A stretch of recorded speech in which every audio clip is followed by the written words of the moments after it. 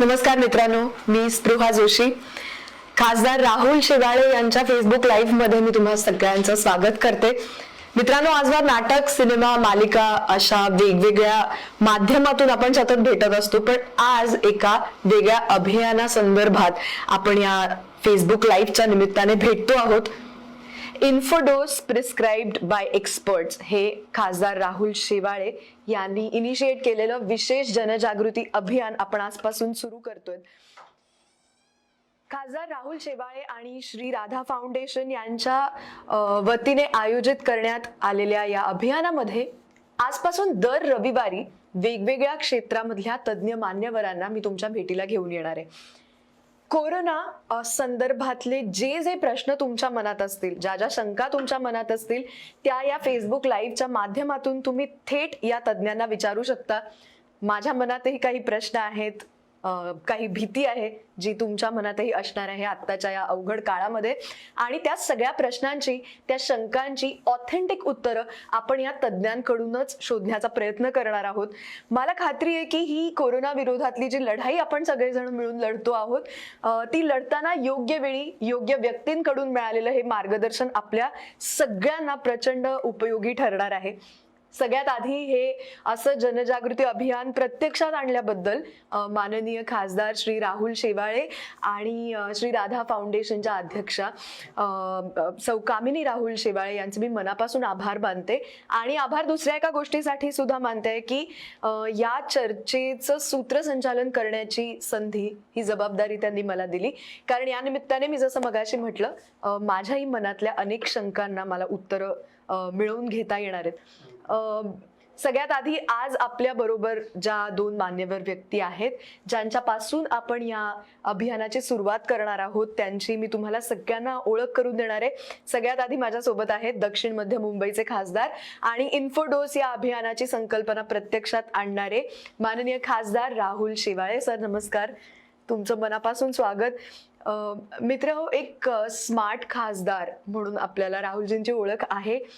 Corona काळामध्ये मुंबईतल्या ज्या धारावी पॅटर्नचं विशेष कौतुक झालं, त्या धारावी पॅटर्नला प्रत्यक्षात आणण्यामध्ये महत्वाची जबाबदारी त्यांनी उचलली आहे. आपल्या मतदारसंघाला ऑक्सिजन तुटवड्यापासून दूर करण्याची जबाबदारी त्यांनी उचलली आहे. त्यांच्या या काळामधल्या कार्याचा गौरव माननीय राज्यपालांनी सुद्धा केला होता. आणि इतकंच नाही, पण कोरोना काळामध्ये सॅनिटायझेशन असेल किंवा अन्नदान असेल किंवा परप्रांतीय मजुरांना गावी जाण्यासाठी विशेष ट्रेन असेल, पोलीस कुटुंबीय आणि पत्रकारांसाठी मोफत लसीकरण असेल, अशा विविध कार्यामध्ये राहुलजी अग्रेसर राहिलेत. मी त्यांचं इथं स्वागत करते.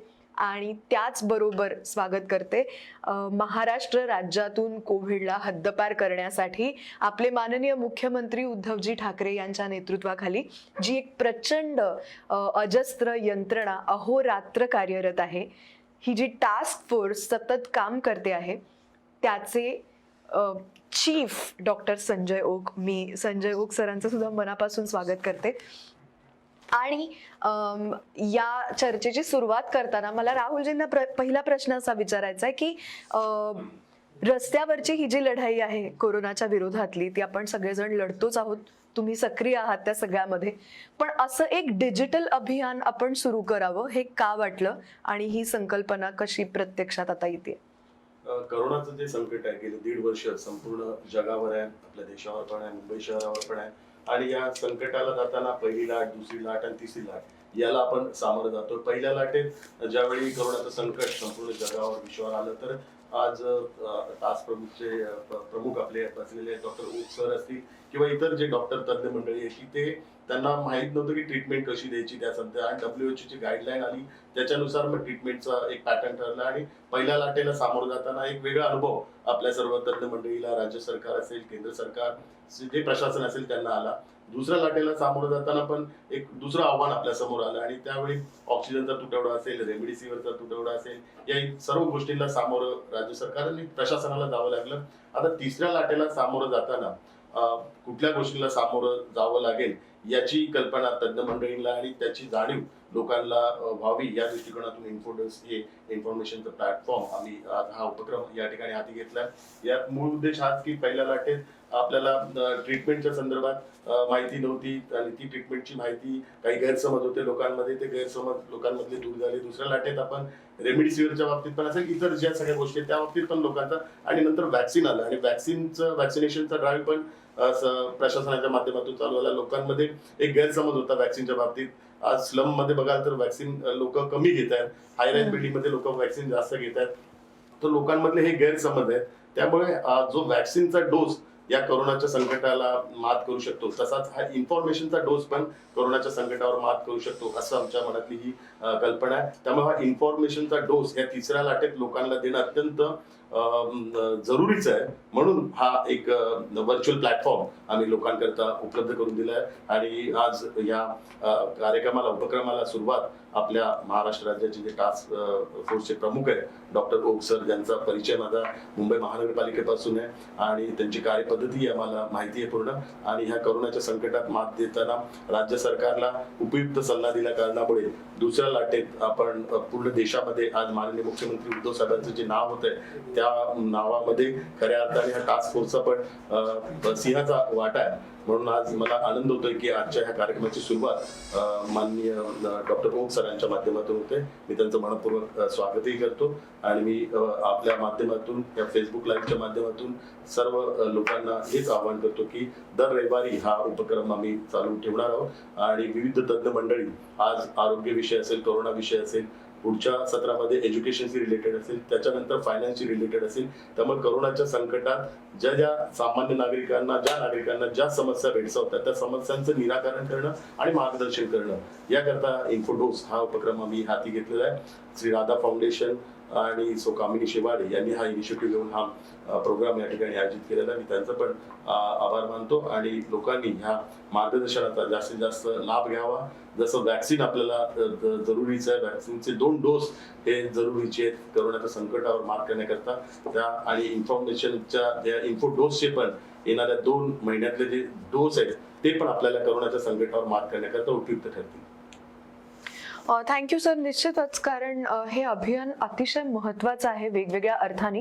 कारण जसं सर आत्ता म्हणाले की फक्त लसीकरणच नाही तर आपली स्वतःची काळजी कशी घ्यायची, आपल्या मुलांची काळजी कशी घ्यायची, त्यांच्या एज्युकेशन सिस्टीममध्ये आता नवीन काय बदल होणार आहेत, फिनॅन्शियली अचानक बदललेल्या परिस्थितीमध्ये आता आपण नव्याने कसं तोंड द्यायचंय, अशा अनेक मुद्द्यांचा सामना नागरिक म्हणून आपण सगळेच जण आता करतो आहोत. आणि जसं मी मगाशी म्हटलं तशी आपल्या सगळ्यांच्या मनात या सगळ्या गोष्टींना घेऊन एक प्रचंड भीती सुद्धा आहे. आपण प्रयत्न करणार आहोत या अभियानाच्या माध्यमातून की या भीतीचं निराकरण करता येईल आणि कशा पद्धतीने करता येईल. आणि त्याचमुळे हे अभियान मला असं वाटतं की आपल्या सगळ्यांसाठी महत्त्वाचं आहे. या विशेष अभियानाला काही मान्यवरांनी आपल्या शुभेच्छा पाठवल्यात, त्याही आपण बघणार आहोत. सगळ्यात आधी श्री राधा फाउंडेशनच्या अध्यक्षा सौ कामिनी राहुल शेवाळे यांचा बाईट आपण बघूया. नमस्कार, जय महाराष्ट्र. गेल्या 1.5 वर्षापासून राधा फाउंडेशन वेगवेगळ्या उपक्रमातून आपल्या परीने जनतेला मदत करण्याचा प्रयत्न करत आहे. याचंच एक पाऊल पुढे म्हणून इन्फोडेस हे जनजागृती अभियान सुरू करते आहे. या खासदार राहुल शेवाळे यांच्याच फेसबुक पेजवरून दर रविवारी सकाळी 11 वाजता होणाऱ्या या अभियानात टास्क फोर्सचे डॉक्टर्स आणि वेगवेगळ्या क्षेत्रातले एक्सपर्ट्स सामान्य जनतेशी थेट संवाद साधणार. तेव्हा तुम्ही सुद्धा या अभियानामध्ये स्वतः सामील व्हा, तुमच्या मित्रांना, तुमच्या परिवाराला सामील करा. धन्यवाद. अभिनेते सोनू सूद. नमस्कार दोस्तों, हमने देखा है कि पिछले कुछ समय में हम लोगों ने बहुत तकलीफें देखी हैं. मुश्किल समय आया है, अवेयरनेस नहीं रही है लोगों के बीच में कि कैसे इन मुश्किल समय के अंदर जंग लड़नी है. तो मुझे बड़ी खुशी होती है कि जब मुझे पता चला कि मेरे बहुत ही अजीज दोस्त राहुल शेवाले जी ने एक ऐसा इंफॉर्मेशन प्लेटफॉर्म, एक ऐसी वार्तालाप का एक जरिया ढूंढा है जिसका नाम है इन्फोडोस, जहां पर अलग अलग तरीके की जो प्रॉब्लम्स आई हैं, जो चैलेंजेस हम लोगों ने देखे हैं, जो हम लोग फेस कर रहे हैं, उसको एड्रेस किया जाएगा, उसके बारे में अवेयरनेस दी जाएगी और उससे आपको जोड़ा जाएगा ताकि आप ये जो मैसेज है ज़्यादा से ज़्यादा लोगों तक पहुंचा पाएं. इसलिए ज़रूर इसे सपोर्ट करें, इसके साथ जुड़ें और ये वर्ड जो है आगे ज़्यादा से ज़्यादा लोगों तक ज़रूर पहुंचाएं. जय हिंद. नमस्कार. आपल्या सर्वांना माहीतच आहे की कोरोना या महामारीनं सगळं जग अत्यंत त्रस्त आहे. आणि ही गेलं 1.5 वर्ष किंबहुना त्याहून जास्त काळ आपण सगळे या कोरोनाचं संकट दूर करण्यासाठी कसोशीने प्रयत्न करतो आहोत. यामध्ये सगळे वैद्यकीय कर्मचारी, डॉक्टर्स, पोलीस, महानगरपालिका क्षेत्रातले सर्व कर्मचारी हे सातत्याने अहोरात्र या कोरोनाला घालवण्यासाठी अथक परिश्रम करतायत. आणि मग सगळी जनता त्रस्त आहे. प्रत्येकाच्या मनात काही ना काही प्रश्न आहेत, प्रत्येकाला काही ना काही विचारायचं आहे आणि त्या प्रत्येक प्रश्नांचं निरसन करण्यासाठी सगळे अहोरात्र मेहनत करतायत. प्रश्न आणि माहिती करून घेत आहेत की जेणेकरून कुटुंबासाठी त्याचा उपयोग होऊ शकेल. आणि त्याच भावनेतून अत्यंत विचारपूर्वक असा एक कार्यक्रम ज्याचं आयोजन केलेलं आहे खासदार राहुल शेवाळे राधा फाउंडेशन यांच्या वतीने एक अभिनव असा उपक्रम आपल्या सगळ्यांच्या समोर घेऊन येत आहे. बऱ्याच जणांच्या मनातले प्रश्न आणि त्याला तज्ज्ञ डॉक्टरांनी दिलेली उत्तरं असा हा इन्फो डोस आपल्याला दर रविवारी सकाळी 11 वाजता घरात बसून अनुभवता येणार आहे. त्यासाठी खासदार राहुल शेवाळे यांचं फेसबुक पेज लाईक करा आणि त्या फेसबुक पेजवरून हा इन्फोडोस घराघरात बसून आपण घेणार आहोत. तेव्हा आपण सर्व सहकुटुंब मनातल्या प्रश्नांची, अनेक प्रश्नांची उत्तरं जाणून घेण्यासाठी खासदार राहुल शेवाळे राधा फाउंडेशन यांच्या माध्यमातून होणारा हा इन्फोडोस घ्यायला मात्र विसरू नका. दर रविवारी सकाळी 11 वाजता खासदार राहुल शेवाळे यांच्या फेसबुक पेजवर. नमस्कार. अभिनेते सोनू सूद आणि आदेश बांदेकर या मान्यवरांनी आपल्याला या अभियानाला दिलेल्या शुभेच्छा आपण आत्ता पाहिल्या आणि आता आपण आपल्या या चर्चेला सुरुवात करूया. आज आपल्या सोबत आहेत डॉक्टर संजय ओक, महाराष्ट्र कोविड टास्कचे प्रमुख. गेल्या 37 वर्षांपासून पेडिट्रिक्स सर्जन म्हणून कार्यरत असलेले 42,000पेक्षा जास्त ऑपरेशन्स करणारे डॉक्टर, मुंबईच्या KEM Nair, DY Patil, prince Ali Khan यांसारख्या नावाजलेल्या हॉस्पिटल्सचे संचालक म्हणून त्यांनी उल्लेखनीय कार्य केलंय. गेल्या अनेक वर्षांपासून ओक सरांचा एक शिरस्ता आहे की दर रविवारी राज्याच्या ग्रामीण भागांमध्ये जाऊन ते मोफत शस्त्रक्रिया करतात आणि आज त्यांनी हा रविवार आपल्या सोबत द्यायचं ठरवलंय. मी त्यांचं मनापासून स्वागत करते. सर, लगेच चर्चेला सुरुवात करूया. आम्हाला सगळ्यांनाच मनामध्ये हा प्रश्न आहे की महाराष्ट्रात कोरोनाची आत्ता या घडीला नेमकी काय स्थिती आहे? कारण आता काही दिवसांपूर्वीपर्यंत रुग्णसंख्या कमी होताना दिसत होती, पण अचानक आता पुन्हा आकडे वाढायला लागल्याचं दिसतंय. तर आत्ता या घडीला नेमकी काय स्थिती आहे? आपण म्हणलात ते सत्य आहे. दुसरी लाट ओसरते असं आपण म्हणतो, पण ती लाट संपूर्णपणे ग्राउंड झिरो लेवलला यायच्या आधीच तिसऱ्या लाटेचा प्रारंभ होतोय की काय अशी परिस्थिती आज निर्माण होते आहे. आपण म्हणलात त्याप्रमाणे रुग्णसंख्या वाढते आहे. केवळ महानगरांचा विचार नाही, तर जेव्हा आपण महाराष्ट्रातल्या विविध जिल्ह्यांचा विचार करतो तेव्हा साधारणतः 7-8 जिल्हे असे आहेत की ज्या ठिकाणी आपल्याला काळजी वाटावी अशी परिस्थिती आहे. एका बाजूला व्हायरस आपलं अंग बदलतोय आणि नवे नवे उपप्रकार समोर येत आहेत. दुसऱ्या बाजूला व्हॅक्सिनेशन जेवढ्या गतीनं व्हायला पाहिजे तितक्या गतीनं ते होताना दिसत नाही आणि कुठेतरी लोक, तो कंटाळा असेल, अपरिहार्यता असेल, काहीही म्हणा, परंतु ज्याला कोविड अप्रोप्रिएट बिहेवियर असं म्हटलं जातं त्या गोष्टींचं 100% पालन करताना सर्वथा सर्वदूर दिसत नाहीत. ह्याचीच परिणिती अधिक रुग्ण वाढण्यामध्ये होते आहे. असं दिसतंय की कोविडच्या बेड्स आज हॉस्पिटलमधनं उपलब्ध आहेत. ऑक्सिजनही आता पर्याप्त मात्रेमध्ये उपलब्ध आहे, पण ICU बेड्स मात्र आज फुल जायला लागले. सो हे एक गमतीदार चित्र ज्याची भीती वाटते असं डोळ्यासमोर येत आहे. मी सगळ्या प्रेक्षकांना विनंती करते की जर तुमच्या मनात काही प्रश्न असतील, काही शंका असतील तर जरूर कमेंट बॉक्स मध्ये लिहा. आपण ते थेट डॉक्टर ओक सरांना विचारायचा इथे प्रयत्न करूया. सर, एकीकडे मगाशी मी जे म्हटलं की कोरोनाचा आलेख तर उतरताना दिसतोय, पण ही अचानकपणे तिसरी लाट येऊन आदळली आहे आणि आता हा जो म्युटेट झालेला नवीन डेल्टा प्लस हा स्ट्रेन आहे त्याबद्दल माहितीपेक्षा कन्फ्युजन जास्त आहे. तर हा डेल्टा प्लस स्ट्रेन म्हणजे नक्की काय आणि त्याचा धोका नक्की कशा पद्धतीने आहे आणि त्यापासून वाचण्यासाठी आपण काय जास्तीत जास्त प्रयत्न करायला पाहिजेत? व्हायरसचे नवीन उपप्रकार किंवा स्ट्रेन्स ज्याला म्हणतात ते वैद्यकशास्त्राला नवे नाहीत. करोनाच्या व्हायरसचं जर चित्र आपल्या नजरेसमोर आणलं तर ह्याला मल्टिपल स्पिक्युल्स असे खूप काटे आहेत. ह्यापैकी एक काटा जरी त्यांनी बदलला तर नवा उपप्रकार तयार होतो. आणि म्हणून आपण alpha, beta, delta, delta plus, kappa असे वेगवेगळ्या प्रकारचे उपप्रकार ऐकतो आहोत. कोणताही नवा उपप्रकार जेव्हा समोर येतो तेव्हा 3 गोष्टी महत्वाच्या ठरतात. एक म्हणजे त्याची इन्फेक्टिव्हिटी. एका व्यक्तीपासून अनेक व्यक्तींना प्रसार होण्याची क्षमता ही उपप्रकारांमध्ये वेगवेगळी असते. जशी डेल्टाच्या बाबतीमध्ये ती अधिक झपाट्यानं प्रसार होणारी अशी होती आणि म्हणून दुसऱ्या लाटेमध्ये आणि पहिल्या लाटेमध्ये नेमका फरक काय होता तर पहिल्या लाटेमध्ये 6 जणांच्या माझ्या मराठी कुटुंबामधलं एखादी व्यक्ती बाधित होत होती तर दुसऱ्या लाटेमध्ये 6च्या 6 माणसं बाधित होत होती कारण डेल्टाचा प्रादुर्भाव होता. त्यामुळे इन्फेक्टिव्हिटी हा एक महत्वाचा मुद्दा असतो. दुसरा मुद्दा असतो व्हिरुलन्स.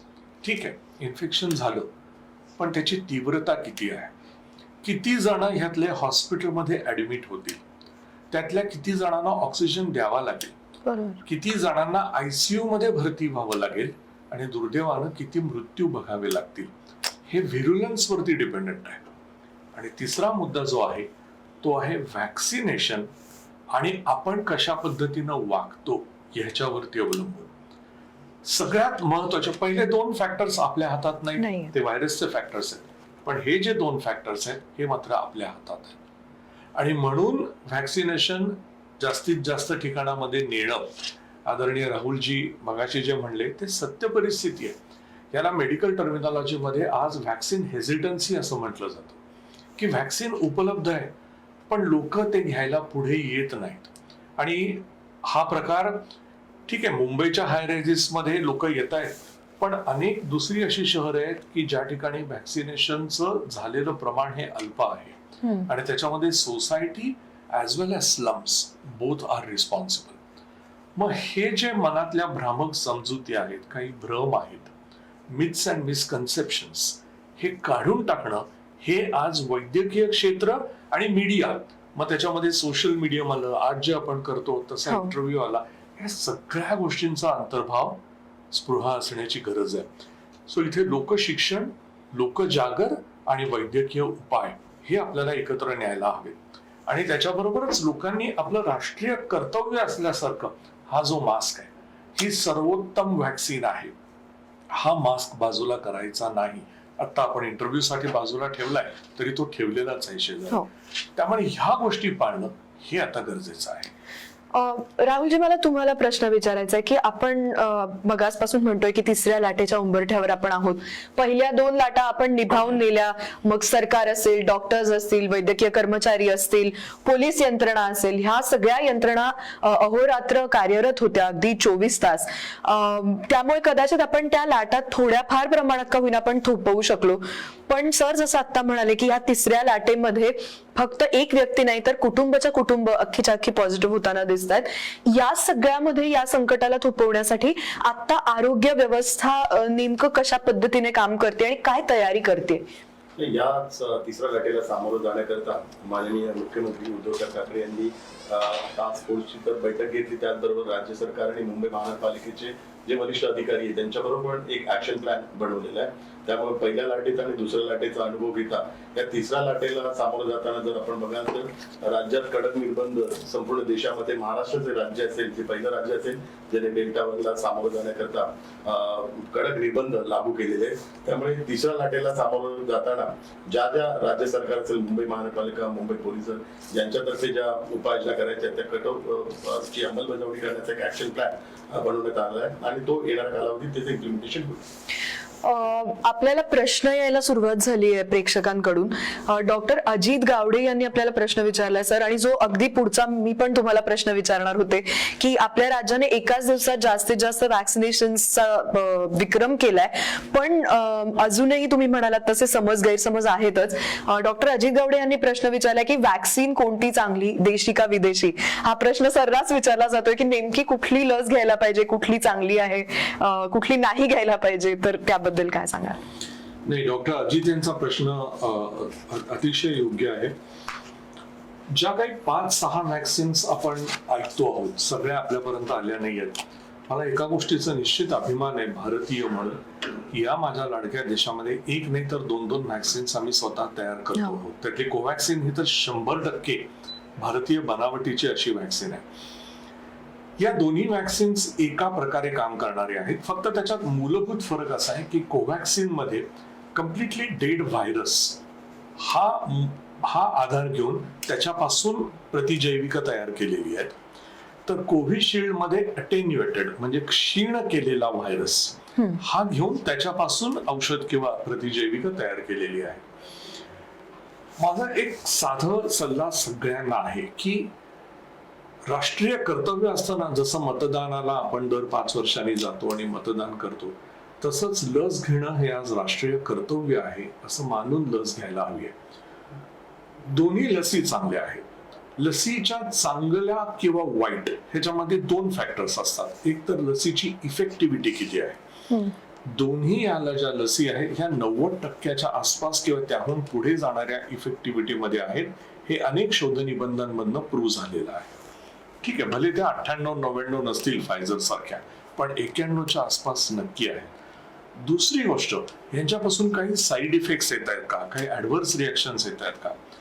कोविशिल्डच्या बाबतीमध्ये काही प्रसंग घडलेले आहेत, पण लाखो वारी जेव्हा तुम्ही लसीकृत करता तेव्हा काही दशकात मोजणारे असे जर काही निगेटिव्ह प्रसंग झाले तर ते थेट त्या लसीमुळे झाले असं आपण म्हणू शकत नाही. कोवॅक्सिनच्या बाबतीमध्ये तर आजपर्यंत कोणताही नकारात्मक अनुभव आलेला नाही. त्यामुळे मला लोकांना हेच सांगायचंय की जरूर या दोन्ही लसींचे 2 डोसेस घ्यायचे. कोवॅक्सिनचे 28 दिवसाच्या अंतराने घ्यायचे आणि कोविशिल्डच्या अंतराच्या बाबतीत थोडंसं व्हॅरिएशन झालेलं आहे. सुरुवातीला आम्ही म्हणत होतो 28 दिवस, नंतर आमच्या समोर आलं की 3 महिने, आता आपण म्हणतो की 2 महिन्याच्या अंतराळाने घ्या. त्यामुळे लोकांच्या मनामध्ये मला अनेकांनी असा प्रश्न विचारले की सर तुमच्याकडे स्टॉक नाही म्हणून तुम्ही हे अंतर व्हेरी करता का? वेल, that could be partly true, मी नकार देत नाहीये. पण त्याचबरोबर वेगवेगळ्या इंटरव्हल मध्ये जेव्हा ब्लड सॅम्पल्स घेऊन अँटीबॉडीज कधी उत्तम येत आहेत याचा जेव्हा अभ्यास झाला, तेव्हा आज इंग्लंडमध्ये आणि सर्व ठिकाणी एक मान्य झालेला जो पिरियड आहे कोविशिल्डच्या बाबतीमध्ये, दुसऱ्या डोसचा हा 8 वीक्स आहे. ओके. त्यामुळे जी वॅक्सिन आपल्याला मिळते, स्पुटनिक आपल्या उंबरठ्यावरती उभी आहे, ती पण आपण चालू करणार आहोत. फायझर आणि मॉडर्नाच्या बाबतीमध्ये उणे 70 डिग्रीजना त्या स्टोअर करायच्या, ती मोठी डिफिकल्टी आहे. कारण एक वेळ मुंबईमध्ये, पुण्यामध्ये, नागपूरमध्ये उणे 70 आपण निर्माण करू शकू, पण वॅक्सिन ट्रान्सपोर्ट होताना अनेक ठिकठिकाणी जाताना ही कोल्ड चेन जर मेंटेन झाली नाही तर मग वॅक्सिनची इफेक्टिव्हिटी कमी होते. आणि म्हणून या 2 लसींचा विचार आपण प्रामुख्याने भारतामध्ये केला नाहीये. बाकीच्या ज्या वॅक्सिन्स आज आपण वापरतो आहोत त्या 2 degree centigrade to 8 degree centigrade पर्यंत स्टोअर करायच्या आहेत, जे आपल्याला सहज शक्य आहे. सर, याला लागून मी फक्त एक पुढचा प्रश्न विचारते की हे जे लसीकरणाबाबतचे गैरसमज तयार होत आहेत, तर त्या सगळ्या लोकांसाठी मला वाटतं आणखीन एक प्रश्नाचं उत्तर तुम्ही पार्टली ऍक्च्युअली म्हणालात पण, की काही टक्के जर का त्याच्यातनं काही होत असेल, इतक्या लाखो वारी जेव्हा केसेस असतात तेव्हा पूर्ण लसीला डिस्कार्ड करण्यात काही अर्थ नसतो. पण या लसीकरणानंतर काय काळजी घेणं आवश्यक आहे, किंवा ते धोके शक्यतोवर आपल्यापर्यंत येऊ नयेत यासाठी काय प्रयत्न करणं गरजेचं आहे?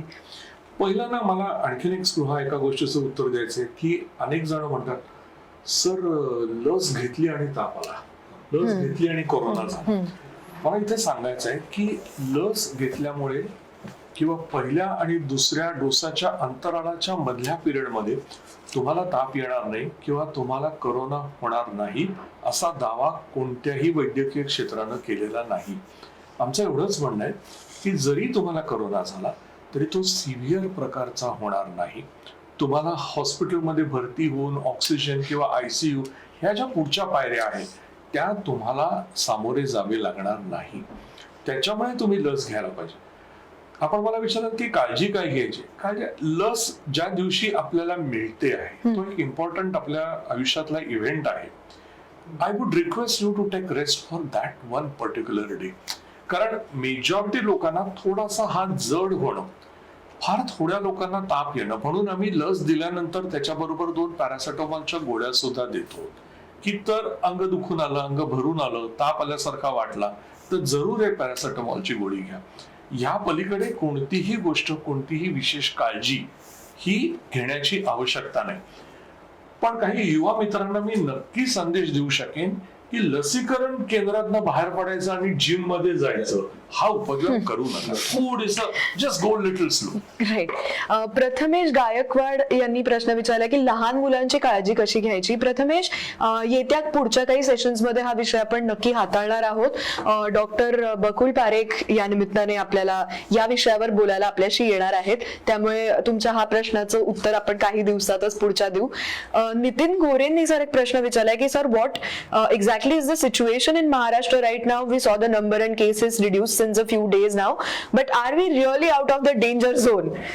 So I partially answered this particular Right. question, but Nitin, na? Nitin. I think Nitin, let me be very clear that not only us but the entire world is not yet out of the danger zone. This is a pandemic. And if you look into what is happening at US and some of the countries, I mean those zones which kind of preposterously, prematurely declared themselves to be completely green, have been hit badly. Right. So I would consider that it is safer to presume that the worst is not yet over. And I would always prepare for the worst so that when things hit me at a lower magnitude, I'm already prepared for that. Predictions of when corona would completely get over are as hard as for anyone. So my guess is as good as yours. But I would say that I think we are looking this particular year completely an year of vaccination and masking. And it is the first half of 2022 that we would be really reverting back to normalcy. But that is also not a bad sign, so to say. अमर भिसे यांनी आपल्याला प्रश्न विचारला की सध्या immunity बूस्टर्सचं fad आहे आणि नेमकी अशी इन्स्टंट इम्युनिटी नावाची काही गोष्ट असते का. आणि या सगळ्याचं जे आता हे एक चित्र तयार झालं की प्रत्येक गोष्टीत एक इम्युनिटी बूस्टर आपल्याला मिळतोय, तर त्याचं खरं चित्र काय. स्पृहा तू एक उत्तम अभिनेत्री आहे. तेव्हा जसं सिरियल्स मध्ये इन्स्टंट प्रेम होतं आणि आम्ही फक्त इन्स्टंट नेस्कॉफीची कॉफी घेतो तसा हा प्रकार नाहीये. There is nothing like an instant immunity, that is sure. Well, त्याचा अर्थ असा नाही की आम्ही लोक आता जर तुम्ही एक क्लासिक प्रिस्क्रिप्शन बघितली तर त्याच्यामध्ये व्हिटॅमिन झिंक, व्हिटॅमिन C घ्यायला सांगतो, B घ्यायला सांगतो, झिंक घ्यायला सांगतो आहोत. These are supplemental things. ज्या वेळेला तुमच्या शरीराला त्याची गरज आहे त्यावेळेला बाह्य सोर्स मधनं आपण देणं ही याची एक पूर्वपेटिका झालेली आहे. पण आज मला काहीतरी होईल म्हणून मी कुठलं तरी एक प्राश खातो किंवा कुठला तरी काढा घेतो. दिस इज आय थिंक ग्रॉसली अनसायंटिफिक. ते क्षेत्र, ते शास्त्रही असं सांगत नाही.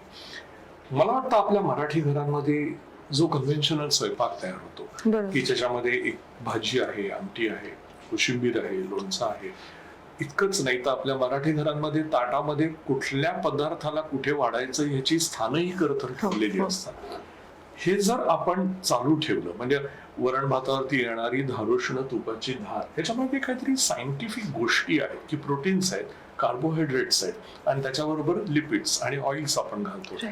हे जर आपण घेत राहिलो तर इम्युनिटी आणि सिझनल फ्रुट्स, जी फळं आपल्याला त्या वेळेला मिळतात, तर I think immunity automatically build होत जाईल.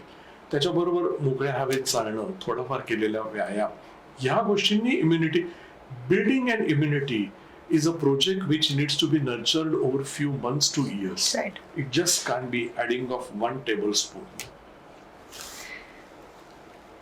सर, मला तुम्हाला विचारायचं की या सगळ्या परिस्थितीमध्ये प्रशासनाकडून किंवा जी माणसं आत्ता कोविड योद्धे म्हणून काम करतात त्यांच्यासाठी काय सुधारणा करणं आवश्यक आहे असं तुम्हाला वाटतं?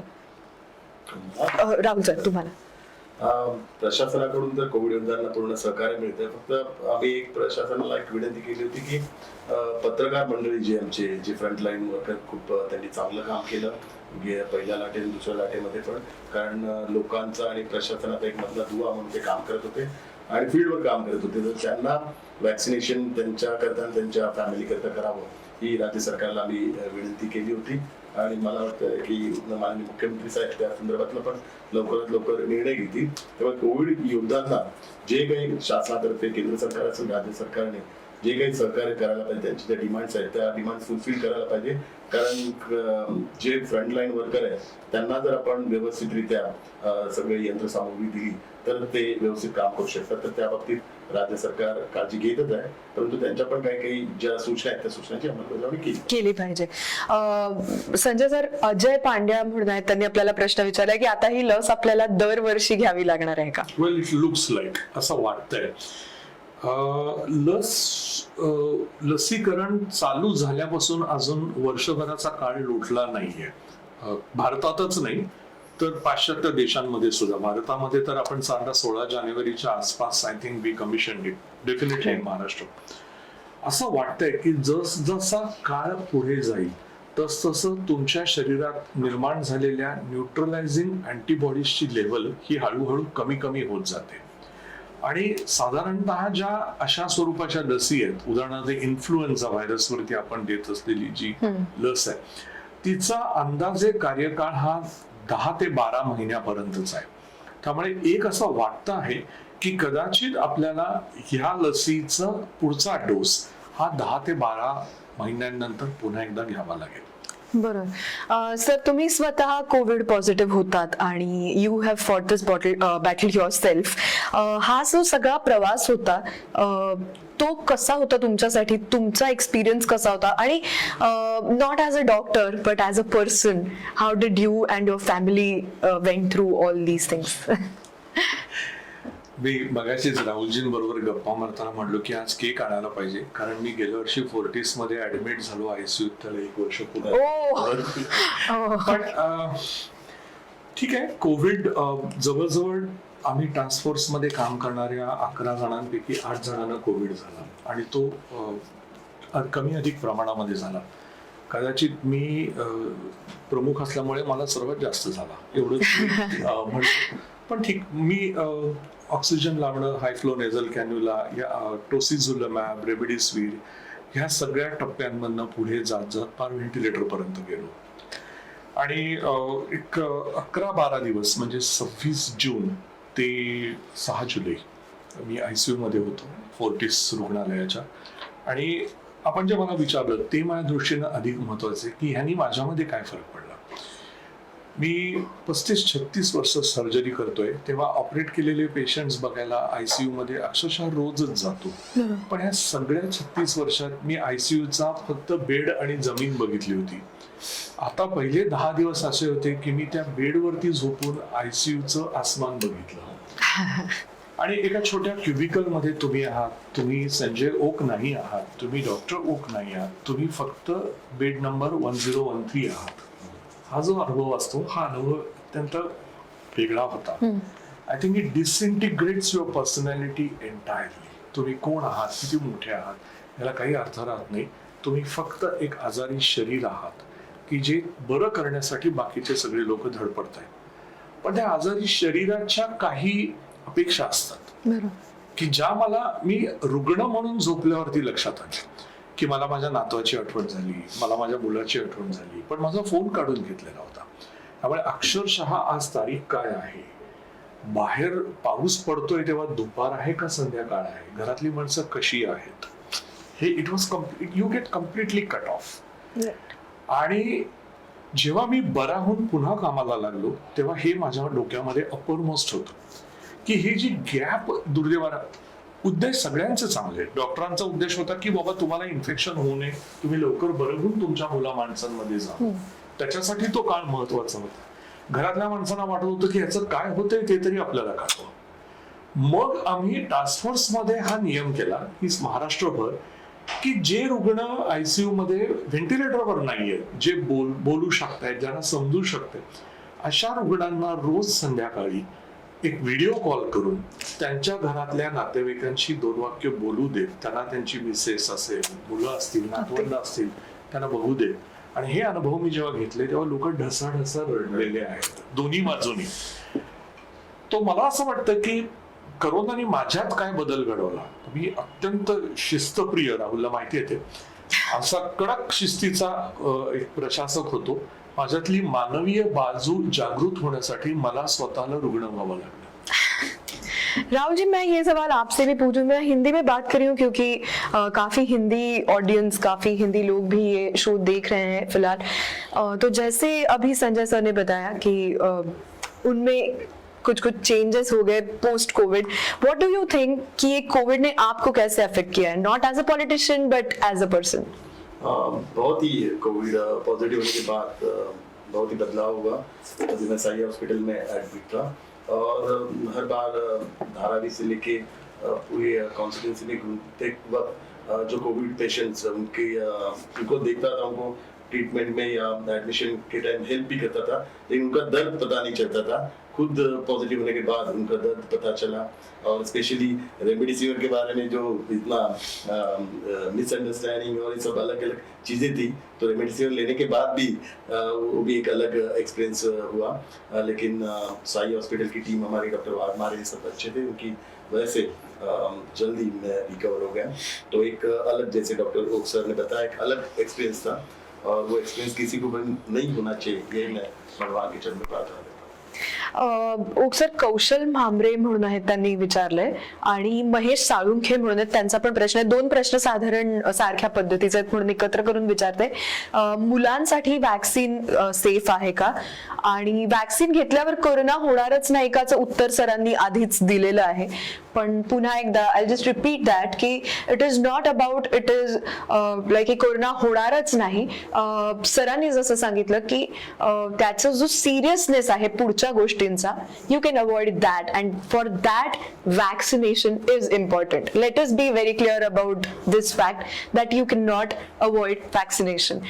सर, मुलांसाठी वॅक्सिन सेफ आहे का? आपण जेव्हा मुलं म्हणतो तेव्हा टास्क फोर्स 0 ते 18 असा वयोगट कन्सिडर करते, आणि त्याच्यामध्ये उपप्रकार आहेत 0 ते 10 आणि साधारणतः 12 ते 18. आता दिल्लीमध्ये 12 ते 18 या वयोगटावरती भारतच्या कोव्हॅक्सिनच्या ट्रायल्स झाले आहेत. इनिशियल रिझल्ट जे आहेत ते समाधानकारक आहेत, आणि सगळ्यात महत्वाची गोष्ट म्हणजे कोणालाही कुठल्याही प्रकारचा साईड इफेक्ट दिसलेला नाहीये. 0 ते 10 ह्या एज ग्रुप मधल्या ट्रायल्स भारतामध्ये सुरू होत आहेत, पाश्चात्य देशांमध्ये झाले आहेत. इथं थोडंसं असं आहे की 0 ते 10 या वयोगटामध्ये थायमस नावाची जी ग्लँड असते, जी आपल्या इथे हृदयाच्या वरती आणि या छातीच्या हाडाच्या खाली असते, तर ही ग्लँड मोठी असते, ही ऍक्टिव्ह असते, आणि त्याच्यामुळे नॅचरल इम्युनिटी जी आहे ती या ग्लँड पासनं ह्या वयोगटामध्ये येते. 10 वर्षानंतर ही ग्लँड हळूहळू इन्व्होल्युशन म्हणजे हळूहळू ही सुकायला लागते, लहान होते, आणि त्यावेळेला त्या नॅचरल इम्युनिटीच्या लेवल्स ड्रॉप डाऊन होतात. त्यामुळे मला असं वाटतं की व्हॅक्सिनेशन मुलांच्या मध्ये नक्की चालू होईल. मला असं वाटतं की आपण कोव्हॅक्सिन देऊ सुरुवातीला, आणि 12 ते 18 या वयोगटाला आपण पहिल्यांदा लसीकरण करू, आणि मग आपण ते खालच्या वयोगटामध्ये नेऊ. आणखीन एक सर याला लागून मला प्रश्न विचारायचा आहे की अजून एक कन्फ्युजनचं वातावरण असं आहे की ही लस घेतल्यावर तुम्ही परदेशात प्रवास करू शकत नाही, हे झाल्यानंतर तुम्ही हे करू शकत नाही. हे जे आहे त्याबद्दल एक सेंट्रल कुठली सिस्टीम आहे का की एकाच पद्धतीची माहिती लोकांपर्यंत सगळ्या पोहोचावी? बरोबर आहे. जेव्हा तुम्ही परदेशात प्रवास करायचा विचार करता त्यावेळेला तुमचं जे पोर्ट ऑफ डिसएम्बार्क्शन आहे, तुम्ही ज्या ठिकाणी उतरणार आहात त्या देशानं तुम्ही घेतलेल्या व्हॅक्सिनला मान्यता दिलेली असणं गरजेचं आहे. कोव्हॅक्सिनच्या बाबतीमध्ये सुरुवातीला आपल्याला ती अडचण आली होती की WHO म्हणत होतं की कोव्हॅक्सिनला we need more trials, we need more data. परंतु आता कोव्हॅक्सिनच्या 3ऱ्या-4थ्या फेजेसचा डेटा सुद्धा समोर यायला लागलेला आहे, आणि आता WHO ने सुद्धा कोव्हॅक्सिनला मान्यता दिलेली आहे. सो मला असं वाटतं की पुढच्या काही महिन्यांमध्ये कोविशिल्ड आणि कोव्हॅक्सिन दोन्ही लसा घेतलेल्या लोकांना डिसेंबार्क होणं कठीण जाणार नाहीये. मुद्दा दुसरा आहे की तुमच्या देशामध्ये प्रिव्हेलन्स किती आहे त्यावेळेला. तुमच्या देशामध्ये जर खूप केसेस असतील तर कदाचित दुसरा देश असा म्हणू शकेल की नाही, you wait for some more time. So या 2-3 मुद्द्यांवरती परदेश प्रवास अवलंबून आहे. ओके. सो आय थिंक आपण आपल्या या चर्चेच्या जवळपास शेवटाकडे येऊन पोहोचलो आहोत. या चर्चेचा शेवट करताना मला राहुलजी तुम्हालाही हा प्रश्न विचारायचा आहे, सर तुम्हालाही हा प्रश्न विचारायचा आहे की देशभरामध्ये आता जी कोविडची सिच्युएशन आहे त्यात महाराष्ट्र आपण नेमकी कुठे आहोत प्रशासकीय दृष्ट्या आणि ह्या सगळ्या मेडिकल प्रिकॉशन्सच्या दृष्ट्या. याचं उत्तर डॉक्टर उपसर चांगलं देतील. ते टास्क फोर्सचे प्रमुख आहेत, तर त्यांच्याकडे टेक्निकल सगळी इन्फॉर्मेशन आहे. देशाचा विचार केला तर मी बाकीच्या राज्यांबद्दल नाही बोलणार, तो माझा अधिकार नाही. पण महाराष्ट्राच्या बाबतीमध्ये आणि आदरणीय मुख्यमंत्री आणि एकंदरच आरोग्यमंत्री आणि सगळ्यांनी घेतलेल्या स्टँड्समुळे मी एक गोष्ट निश्चित खात्रीपूर्वक सांगू शकतो की आम्ही जे काही आकडे दिले ते आम्ही प्रामाणिकपणे दिले. आकडे देण्यामध्ये काही वेळेला महानगरपालिकेच्या लेवलच्या वेळेला काही दिवसांचा कालावधी गेला असेल, काही प्रोसिजर्स ऑन द पेपर पूर्ण कराव्या लागतात, परंतु आपण लपवालपीचे काय म्हणेन त्यांना की उपद्व्याप आपण केले. करोनाने आपल्याला काय दिलंय, करोनाने आपल्याला काय दाखवलंय. माझ्या दृष्टीने करोना हा फॅक्टर आता माझा रोजच्या आयुष्याचा भाग झाला आहे.